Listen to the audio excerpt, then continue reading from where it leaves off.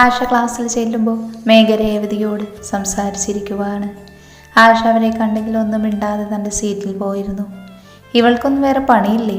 രേവതി അല്പനേരം കഴിഞ്ഞ് പിറുപിറുത്തുകൊണ്ട് ആശക്കരികിൽ വന്നിരുന്നു. ആശ എന്താണെന്നോ എന്തു പറ്റിയെന്നോ ചോദിച്ചില്ല. മാളൂട്ടിക്ക് വയ്യാത്തത് മുതൽ അവളുമാകെ വല്ലാതെയാണ്. അതുകൊണ്ട് തന്നെ ഇതൊന്നും അവളെ ബാധിക്കുന്ന കാര്യമല്ല. രേവതിക്ക് മനസ്സിലായിരുന്നു. അതുകൊണ്ട് തന്നെ കൂടുതലൊന്നും പറയാതെ അവളും അരികിൽ മിണ്ടാതിരുന്നു. ആദ്യത്തെ 2 പീരീഡ് കഴിഞ്ഞപ്പോൾ തന്നെ ആശയ്ക്ക് മടുത്തു. ക്ലാസ്സിൽ ശ്രദ്ധിക്കാനോ ഇരിക്കാനോ ഒന്നും തോന്നിയില്ല. ഇൻ്റർവെൽ കഴിഞ്ഞപ്പോൾ അവൾ ബാഗുമെടുത്ത് പുറത്തേക്ക് ഇറങ്ങി. രേവതി കൂടെ വരാമെന്ന് പറഞ്ഞപ്പോൾ അവൾ തടഞ്ഞു. ആദ്യമേ അവൾക്ക് അറ്റൻഡൻസ് കുറവാണ്. ഇനി താൻ കാരണം ഇനിയും ലീവ് എടുപ്പിക്കുന്നത് ശരിയല്ല.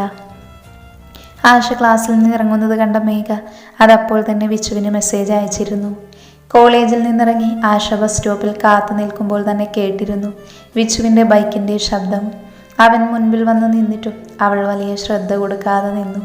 വിച്ചു അവളെ ആകെ മൊത്തം നോക്കി. മുഖമാകെ വാടിയിരിക്കുന്നു. കുഞ്ഞിന് വയ്യാത്തത് അവനും അറിഞ്ഞിരിക്കുന്നു. അതുകൊണ്ട് തന്നെയാണ് എന്നവൻ ഊഹിച്ചു. അവനൊന്നും മിണ്ടാതെ വണ്ടി ഒരു സൈഡിൽ ഒതുക്കി നിർത്തി ബസ് സ്റ്റോപ്പിൽ കയറി നിന്നു. ആശ അത് ശ്രദ്ധിക്കാതെ ഫോണിലേക്ക് മുഖം പൊഴുത്തിരിക്കുകയാണ്. സ്റ്റോപ്പിൽ അങ്ങനെ ആരുമില്ല. അല്ലു ചേച്ചിയുടെ മോൾക്ക് എങ്ങനെയുണ്ട്? ഏറെ നേരത്തെ മൗനത്തിന് ശേഷം അവൻ തന്നെ ആദ്യം ചോദിച്ചു.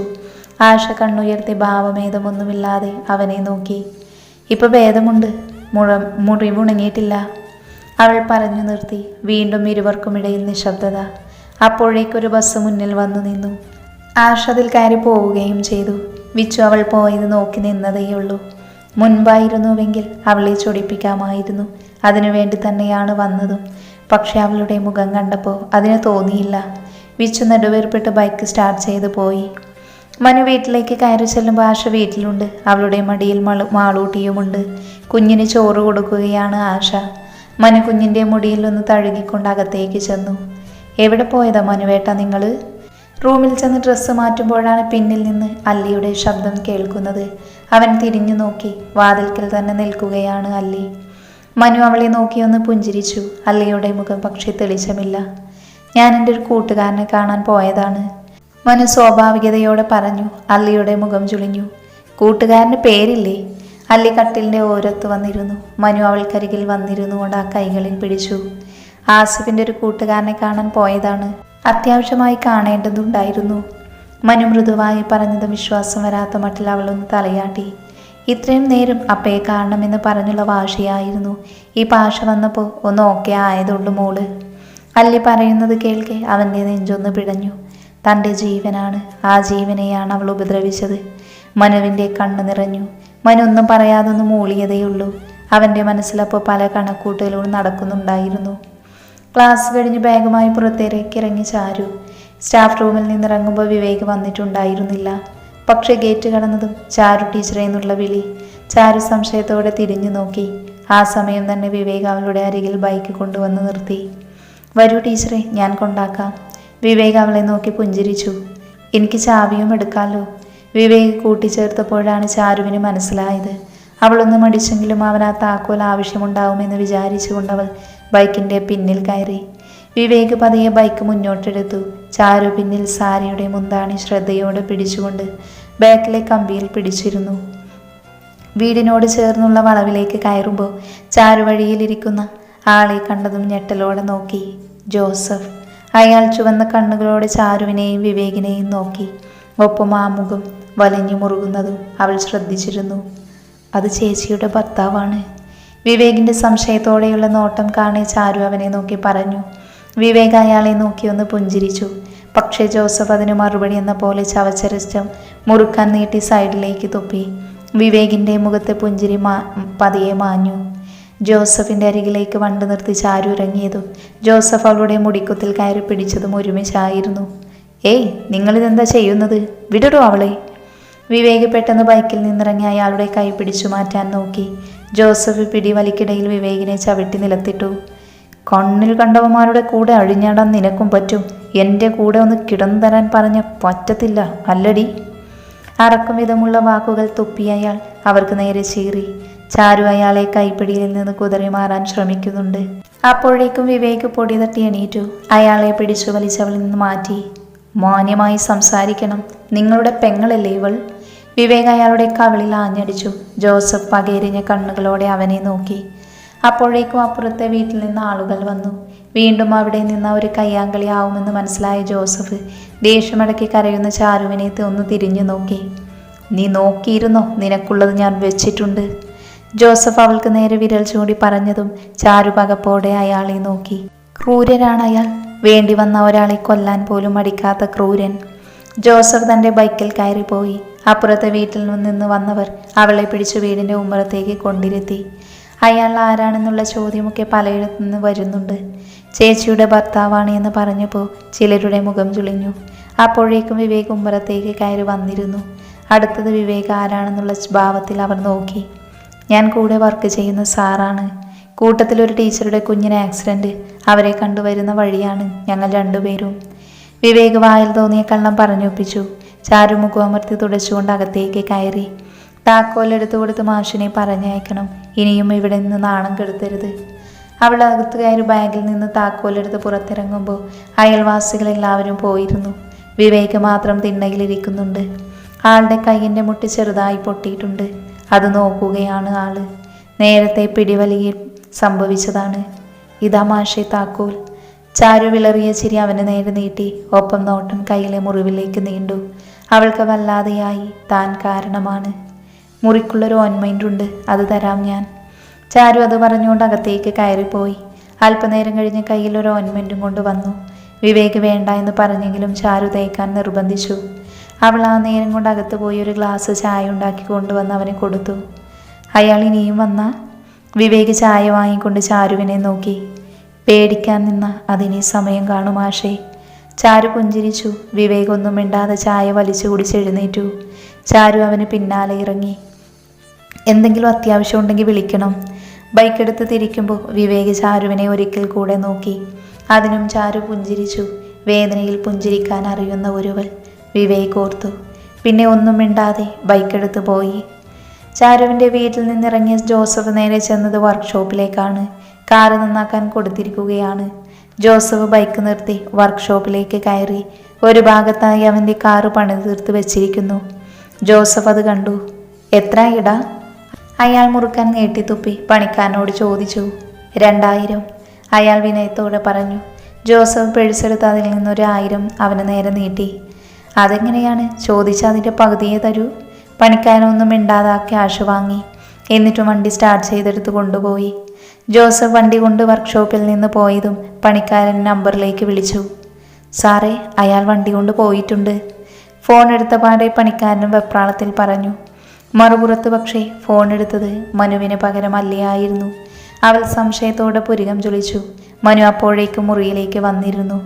അല്ലി ആരോടോ തൻ്റെ ഫോണിൽ സംസാരിക്കുന്നത് കണ്ടവൻ പതർച്ചയോടെ അവളെ നോക്കി. അപ്പോൾ തന്നെ അയാൾ ഫോൺ കട്ട് ചെയ്തു. അല്ലി മനുവിന് നേരെ ഫോൺ നീട്ടി അവനെ സംശയത്തോടെ നോക്കി. ആരുടെ വണ്ടിയുടെ കാര്യമാണ്? ആരാണ് മനുവേട്ട വിളിച്ചത്? എന്തൊക്കെയാണ് മനുവേട്ടനെ എന്നിൽ നിന്ന് വിളിക്കുന്നത്? അല്ലി അവനെ തന്നെ നോക്കി. മനു അവളുടെ കയ്യിൽ നിന്ന് ആ ഫോൺ വാങ്ങി പുഞ്ചിരിയോടെ അവളെ തൻ്റെ നെഞ്ചിലേക്ക് ചേർത്ത് പിടിച്ചു.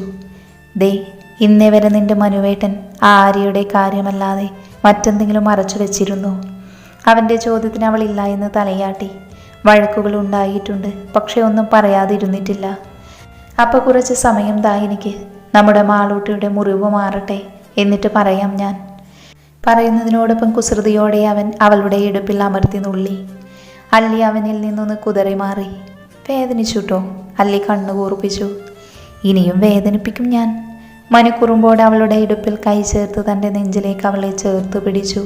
അതേസമയം തന്നെ ആശ മോളെയും കൊണ്ട് അകത്തേക്ക് വന്നു. മാളൂട്ടിക്കിപ്പോൾ ഒരുപാട് മാറ്റമുണ്ട്. എന്നാലും നല്ല രീതിയിൽ തന്നെ വാശിയാണ് കുഞ്ഞിപ്പെണ്ണിന്. മാളൂട്ടി ഒരുവിധം ഓക്കെ ആയപ്പോൾ തന്നെ വീടൊന്നുണർന്നു. അല്ലിയും മനുവും പെട്ടെന്ന് അകന്നു മാറി. അല്ലി വാതിലിലേക്ക് നോക്കുമ്പോൾ കണ്ണുകൂർപ്പിച്ച് മാളൂട്ടിയെ കയ്യിൽ പിടിച്ചു നിൽക്കുന്ന ആശ. മനു അവളെ നോക്കി നന്നായി ഒന്ന് ഇളിച്ച് കാണിച്ച് പതിയെ പുറത്തേക്ക് ഇറങ്ങാൻ നിന്നു. ആശ അവനെ കുറുകെ നിന്ന് പോകാൻ അനുവദിക്കാതെ നിന്നു. ഇതൊരു സ്ഥിരം ഏർപ്പാടാണല്ലേ? ആശ രണ്ടാളെയും ആക്കിക്കൊണ്ട് തലയാട്ടി. നന്നായി പഠിച്ചാലേ വേഗം ജോലി കിട്ടും. വേഗം ജോലി കിട്ടിയാൽ വേഗം കെട്ടിക്കും. അപ്പം നിനക്കും ഈ വക ഏർപ്പാടൊക്കെ ഉണ്ടാവും, കേട്ടോടി. അവളുടെ തലക്കിട്ട് കിടുക്കിയപ്പോൾ ആശയുടെ കണ്ണൊക്കെ ഇപ്പോൾ താഴെ പോകുമെന്ന മട്ടിൽ അവനെ കൂർപ്പിച്ചു നോക്കി. ശിവ ശിവ, ഒരു അനിയത്തിയോട് പറയേണ്ട വർത്തമാനമാണോ ഇത്? നീ കേട്ടോ മാളൂട്ടിയെ ഇത്? ഒക്കത്തിരിക്കുന്ന മാളൂട്ടിയെ നോക്കി ആശ ചോദിച്ചതും കുഞ്ഞിപ്പെണ്ണ് കൈകൊണ്ട് വാപത്തി ആശയെ കളിയാക്കി ചിരിക്കുവാണ്. ഓ, എല്ലാവരും കണക്കാ. ആശ അവളെ നോക്കി ചുണ്ടുകൂട്ടി. നീ ഇവിടെ നിന്ന് ചിണുങ്ങാതെ വാ, നമുക്കെല്ലാവർക്കും ഇത്തിരി നേരം പുഴക്കരികിൽ പോയിരിക്കാം. അല്ലി ആശയുടെ കയ്യിൽ നിന്ന് മോളെ ശ്രദ്ധയോടെ വാങ്ങി. കുഞ്ഞിൻ്റെ കയ്യിൽ ബാൻഡേജ് ഉണ്ട്, അത് തട്ടാതെ നോക്കണം. പുഴയുടെ കാര്യം പറഞ്ഞപ്പോഴേക്കും ആളൂട്ടി തുള്ളിച്ചാടാൻ തുടങ്ങി. ആശുപത്രിയിൽ വിരിച്ച ബെഡ്ഷീറ്റും മറ്റും അലക്കാനുണ്ട്, അത് പുഴയിൽ കൊണ്ടുപോയി തല്ലി അലക്കിയാലേ ശരിയാവൂ. എന്ന് ഞാനുണ്ട്, അജിത്തിനെയും വിളിക്ക്. മനു കയ്യിലുമുണ്ട് മുറുക്കിയെടുത്ത് മാളൂട്ടിയെ അല്ലിയുടെ കയ്യിൽ നിന്ന് വാങ്ങി പുറത്തേക്ക് നടന്നു. ശരിയാ, ഒന്ന് തേച്ചൊരിച്ച് കുളിക്കാൻ പറയണം. ആശോർത്തുകൊണ്ട് മുറിയുടെ പുറത്തേക്ക് ഇറങ്ങി. അല്ലി അവർ പോയ വഴിയെ നോക്കി പുഞ്ചിരിച്ചോടെ നടന്നു. ഡയേട്ടാ വാ, നമുക്കൊന്ന് പോയി ചാടിയിട്ട് വരാം. ബെഡിൽ കമിഴ്ന്ന് കിടന്നുറങ്ങുന്ന അജിത്തിൻ്റെ നടുമ്പുറത്തിനിട്ട് എന്തോ സാധനം കൊണ്ട് ഏറ് കിട്ടി. അജിത്ത് ചാടി എണീറ്റ് നോക്കുമ്പോൾ ടൈം പീസാണ്. അവൻ കലിയോടെ വാതിലേക്ക് നോക്കി. നന്നായി ഇളിച്ച് കാണിച്ചു ആശ. ഇവിടെ ഞാനിന്ന്. അജിത്ത് ചാടി എണീറ്റ് അവൾക്ക് പിന്നാലെ ഓടി. അയ്യോ നാട്ടുകാരെ, ഓടി വരണേ, ഈ കാലമാടൻ എന്നെ കൊല്ലാൻ വരുന്നേ. ആശ വലിയ വായിൽ നിലവിളിച്ചുകൊണ്ട് പുറത്തേക്ക് ഓടി. അജിത്ത് അവളുടെ പിന്നാലെയും. ഉമ്മറത്തൂടെ പുറത്തേക്ക് ഓടി ആശ. അമ്മായിയെ, അമ്മായിയുടെ ആവണിമോള് വന്നേ. ആവണി തുള്ളിച്ചാടി അകത്തേക്ക് കയറുമ്പോൾ കണ്ടത് മരണവെപ്രാളം കൊണ്ട് ഓടുന്ന ആശയെയാണ്. എങ്ങോട്ടാ ഓടുന്നേ? ആവണി അവളെ നോക്കി വാവിളിച്ചു. ഇപ്പം ടൈമില്ല, പണി പിന്നാലെ വരുന്നുണ്ട്, പിന്നെ പറയാം. ആശ അത് പറഞ്ഞുകൊണ്ട് തൊടിയിലേക്ക് കുതിച്ചു. ആവണി അവളെ ഒന്ന് നോക്കി. ഒന്നും മനസ്സിലായില്ല എന്നുള്ള എക്സ്പ്രഷനും ഇട്ട് അകത്തേക്ക് കയറിയതും പുറത്തേക്ക് ഓടി അജിത്തിൻ്റെ കാല ആവണിയുടെ നെഞ്ചത്ത്. രണ്ടാളും കെട്ടിമറിഞ്ഞ് നിലത്ത് വീഴേണ്ടതാണല്ലോ ഈശ്വര. സാധാരണ നായകനും സിനിമയിൽ അങ്ങനെയാണല്ലോ വീഴാറ്. ഇതിപ്പോൾ അകത്തെ ലെങ്സും ഹാർട്ടും അവിയൽ പരുവമായി കാണും. അമ്മാതിരി ചവിട്ടല്ലേ പണ്ടാറക്കാലം ചവിട്ടിയത്. നിലത്ത് ചക്ക വെട്ടിയിട്ട കണക്ക് വീണ ആവണി നെഞ്ചും തടവി പെരുവെറുത്തുകൊണ്ട് അജിത്തിനെ ദഹിപ്പിക്കും വിധം നോക്കി. സോറി, നിന്നെ നോക്കി സഹതപിക്കാൻ ആഗ്രഹമുണ്ട്, പക്ഷേ അവൾക്കുള്ളത് കൊടുക്കട്ടെ, ഇപ്പോൾ ടൈമില്ല. അജിത്ത് അവളെ ഒന്ന് തിരിഞ്ഞു നോക്കി പറഞ്ഞുകൊണ്ട് തൊടിയിലേക്ക് ആശയ്ക്ക് പിന്നാലെ വെച്ചു പിടിച്ചു. ആവണിപ്പോൾ കരയുമെന്ന് മട്ടായി. ചുണ്ടൊക്കെ കൂട്ടിപ്പിടിച്ചൊരു കൈയും നെഞ്ചിൽ വെച്ച് അവൾ എണീറ്റു. എനിക്കിത് കിട്ടണം, എനിക്കിത് തന്നെ കിട്ടണം. അവൾ സ്വയം ആത്മകഥിച്ചു. എടി അല്ലേ, പറമ്പിൽ തേങ്ങ വീണോ? എന്തവിടെ ഒരു ശബ്ദം? അമ്മ അടുക്കളയിൽ നിന്ന് വിളിച്ചു ചോദിക്കുന്നത് കേൾക്കി ആവണി അന്തം വിട്ടുപോയി. അതൊരു കഴുത വേറൊരു പോത്തിൻ്റെ ചവിട്ട് കൊണ്ട് നിലത്ത് വീണതാ അമ്മേ. അല്ലി ആവണി വീഴുന്നത് ലൈവ് കണ്ട് ചിരിയോടെ പറഞ്ഞു. ആവണി അവളെ രൂക്ഷമായൊന്ന് നോക്കി. കഴുത നിന്റെ കെട്ടിയോൻ? ആവണി അത് പറഞ്ഞ് നേരെ തിരിഞ്ഞത് മനുവിൻ്റെ മുൻപിലേക്ക്. മനു അവളെ പുരികം ചുളിച്ചു. ആവണി അവനെയും കലിപ്പിൽ നോക്കി. ഭാര്യയെ മര്യാദയ്ക്ക് വളർത്തണം കളവ. ഒരു കെട്ടിയോനും കെട്ടിയോളും വന്നിരിക്കുന്നു. അല്ലേലും സിംഗിൾസിൻ്റെ രോദനം കേൾക്കാൻ ആരുമില്ലല്ലോ ഇവിടെ. ആവണിയില്ലാത്ത കണ്ണുനീർ തുടച്ച് മാളൂട്ടിയെ നോക്കിക്കൊണ്ട് പറഞ്ഞു. നല്ല സങ്കടമുണ്ടല്ലോ മേമയ്ക്ക്? മാളൂട്ടി ചുണ്ട് പിളർത്തി സങ്കടത്തോടെ ചോദിച്ചതും കൊച്ചുമെന്നെ ട്രോളുവാണല്ലോ എന്ന മട്ടിൽ ആവണി പകപ്പോട് നോക്കി. മനുവും മല്ലിയും ചിരി കടിച്ചു പിടിച്ചു. ഇപ്പം പൊട്ടുമെന്ന മട്ടിൽ നിൽപ്പാണ്. ജോസഫ് നല്ല സ്പീഡിൽ പോവുകയായിരുന്നു. മനസ്സിൽ ചാരുവിനെ എങ്ങനെയെങ്കിലും വരുതിയിൽ വരുത്തണമെന്ന ചിന്തയാണ്.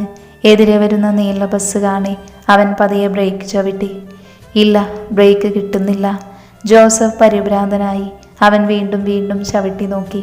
ഒരു മാറ്റവുമില്ലാതെ അതേ സ്പീഡിൽ കാർ മുന്നോട്ട് കുതിച്ചു. ഒന്ന് ചിന്തിക്കും മുൻപേ ബസ് പാഞ്ഞെടുക്കുന്നതറിഞ്ഞു ജോസഫ്. അവിടെ നിൽക്കുന്നവർ പകപ്പോടെ ആ കാഴ്ച കണ്ടു നിന്നു. അന്തരീക്ഷമാകെ പൊടിപടലം കൊണ്ട് നിറഞ്ഞിരുന്നു.